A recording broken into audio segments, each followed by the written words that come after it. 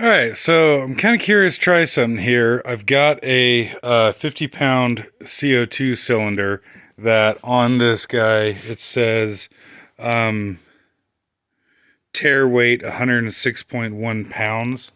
And then I right now don't have any weight on the scale, and so you can see 0.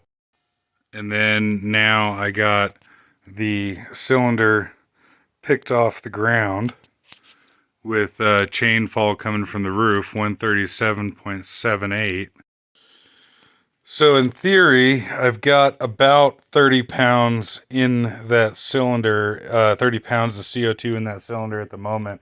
Of course, that cap that I got on there weighs a little bit, but I'm gonna weigh it again here with the exact same setup, so I'll be able to know how much I use. But that's rather surprising to me. I've used this cylinder a fair bit, and I would have guessed that there was a lot less left in there. So what I'm going to do here is I have this CO2 regulator that goes to just a normal quarter-inch NPT fitting, and then I've got my air coupler on here and what I use for air hose. This is from a company called Preece Precision, and I don't know that I have like his contact information handy, but basically, if you just type high flow CO2 regulator into eBay, this guy here will come up. He's got a couple different models and everything. Of course, there's Power Tank, but they were more expensive. I would imagine they're better quality, but I just wanted to try this one out here and see how it works. And I've used it a fair bit, and it does work well, and everything does what it's supposed to do. The seller claims that these are 45 CFM of gas, air, if you will, that you can get out of the coupler. That's not my experience. If I were to take a shot in the dark, I'd say it's more about 25-ish, something like that. But still, it's perfectly adequate. And the whole point behind these things is that you can just take a little CO2 bottle, a little 20-pounder like that, out in the woods with you to, air up tires or run air tools. If you don't have a air compressor, air tools will run off CO2 just the same as they will air, or basically any other gas, inert gas, for that matter. And the cool thing about CO2 is that CO2 is stored as a liquid inside the tank. So for the same size, for the same physical size of tank, you'll get more gas in the bottle with CO2 than, say, you will nitrogen or something. And per cubic foot, CO2 is extremely cheap. So that's the point behind those dudes there. But what I'm curious about is how much usable air, if you will, is in a CO2 bottle. And so I've got roughly an 80-gallon air compressor here that I have completely drained right now. So this is like a dump valve on the back here. And so completely drained, no pressure. Well, gauge doesn't read accurate. And then the main gauge that I'm going to be using is that one up there. So what I'll do is I'll fill this air compressor tank off of that CO2 bottle, and we'll see how many pounds of CO2 it takes to get this air tank up to 180 psi. And I suppose I should mention here too that, like I said, there's a couple different regulators that that seller offers, and they are actually color coded. So the blue regulator here will go up to 400 psi. The fuck is wrong with my camera?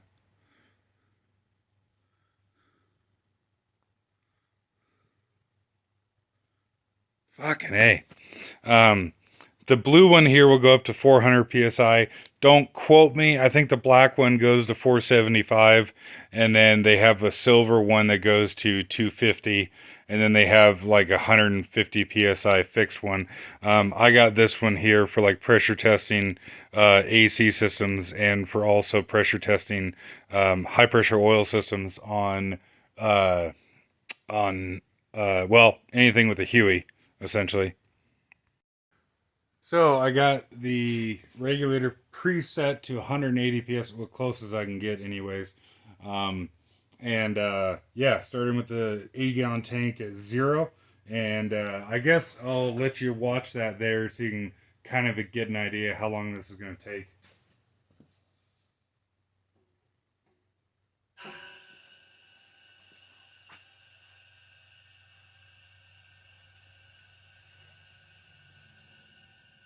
Wow.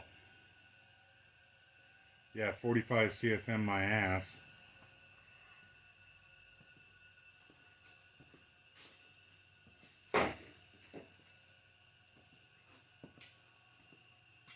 Which, mind you, it's still really, really cool that you can just easily take this out in the woods with you.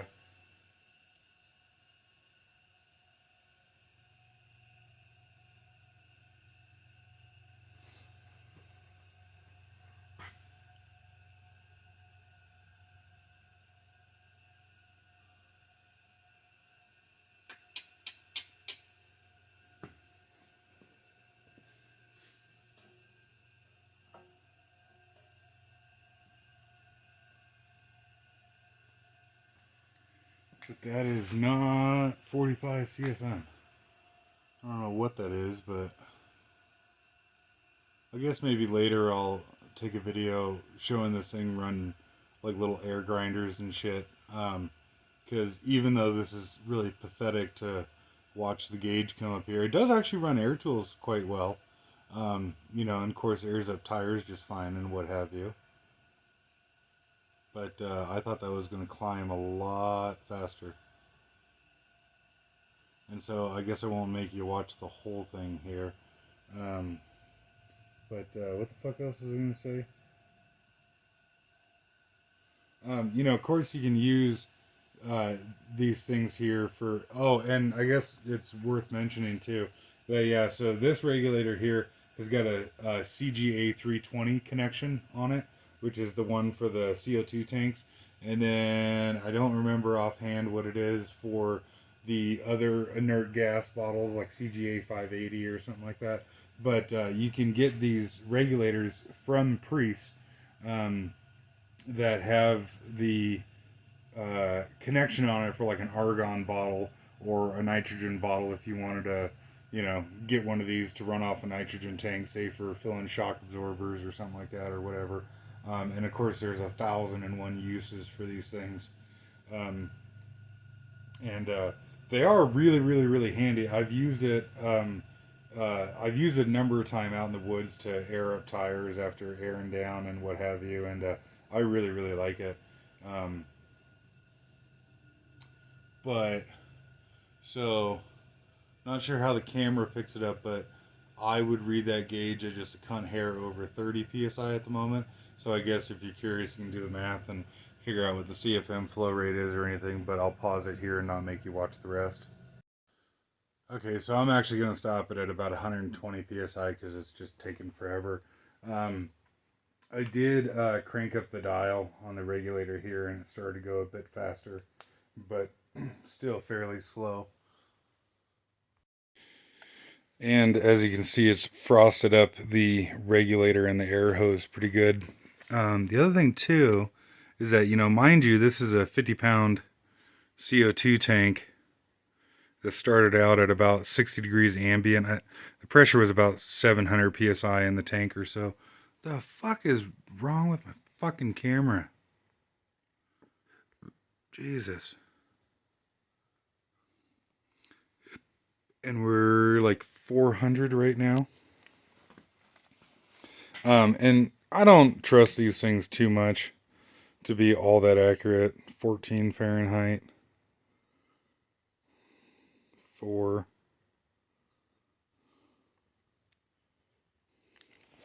14, but You can see it's pretty fucking frosty, and you can actually see a frost line at the bottom of the bottle here. 10 degrees. Yeah, feels about that. Yeah, frosty. But yeah, so that was 0 to 120 psi roughly, and then we'll weigh the cylinder here again and see what it weighs. Right, so now weighs 126.6. So that was 11.1 pounds to take an 80-gallon tank from 0 to 120. So just for the sake of round numbers, you could do that roughly twice off of a 20-pound CO2 tank. So really, that's actually quite good. That's quite a lot of gas in such a, small bottle. Um, and then I guess now I'll hook up one of my air sanders or something like that to the deal and show you that it runs the air tool pretty well. Well, go figure. I guess now this thing decided to make a liar out of me. I got an air sander hooked up to it, and you can see static pressure is set to about 200 psi. And when I squeeze the trigger, it drops way the hell off.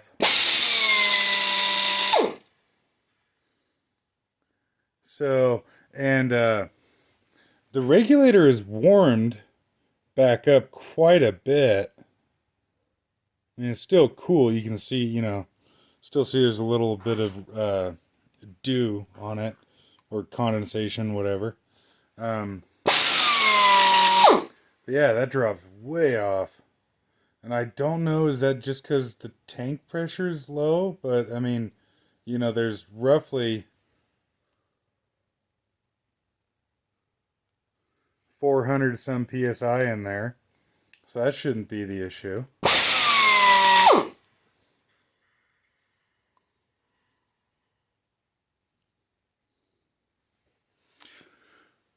So that's what the regulator maxed out, and that's only showing 300. And it still just fucking plummets.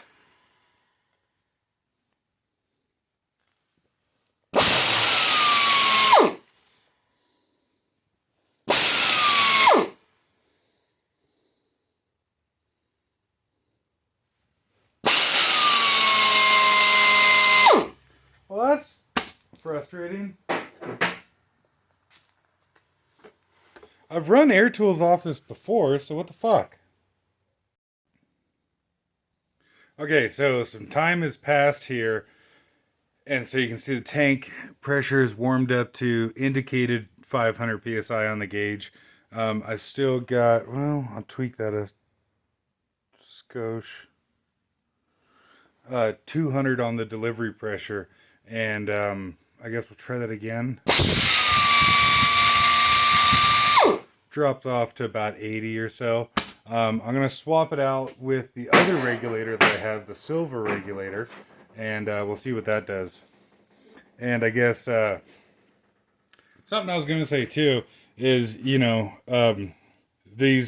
setups, maybe, I don't know, we'll see here in a second. Maybe you want to get a better quality one, but regardless, these setups, of course, are cool for airing up tires and shit, but I also personally like using CO2 with wire feed welding, whether that be solid MIG wire or flux core, like gas shield flux core, dual shield. I've got far less experience with wire welding than I do with stick or TIG, but in my personal opinion, I actually prefer CO2 versus 75-25 gas. Um, and everyone's got their own opinion on that. But the cool thing about a CO2 bottle is, again, how much gas there is in the bottle versus, say, like a 75-25 bottle. And even a little 20-pound CO2 bottle, you can MIG weld off that fucking thing at like 40 CFH for a long, long time. I'm sure somebody can do the math on it, and they're, you could figure out how many cubic feet are in a bottle and everything. But it's really cool how long just a tiny little 20-pound CO2 you can weld for. How long you can weld for at a high gas flow rate off a 20-pound CO2 bottle. I guess that's a better way to word it. All right, so now with the silver regulator on here, it's indicating slightly lower pressure on the cylinder, but it's just, I don't know, a minute later. Like right now is a minute later than when I hit pause in the video a second ago. So the tank hasn't warmed up or cooled down for that matter.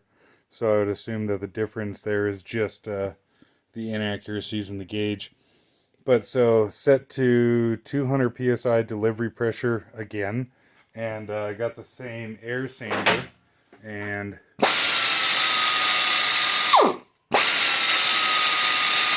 yeah, it sounds like it's a little better.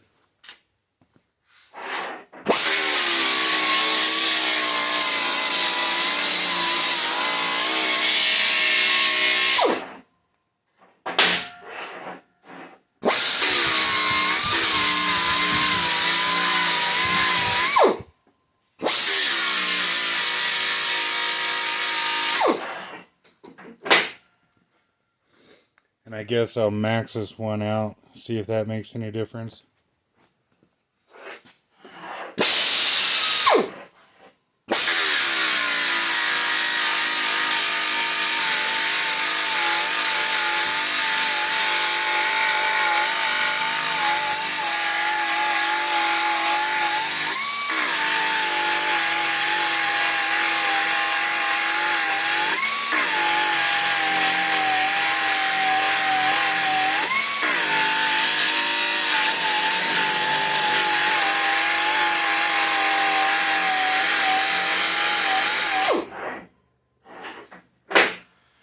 Well, that's rather frustrating. I could have swore the last time I tried this, it worked a lot better.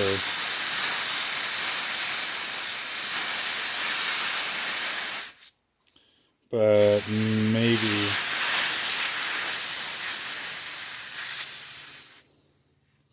It's entirely possible I'm not remembering correctly. And I guess so. If anybody actually has the power tank regulators, I would love to see a comparison. A setup kind of like this here. Do the power tank ones flow more gas? I'd be really interested. But for what it's worth, there you go.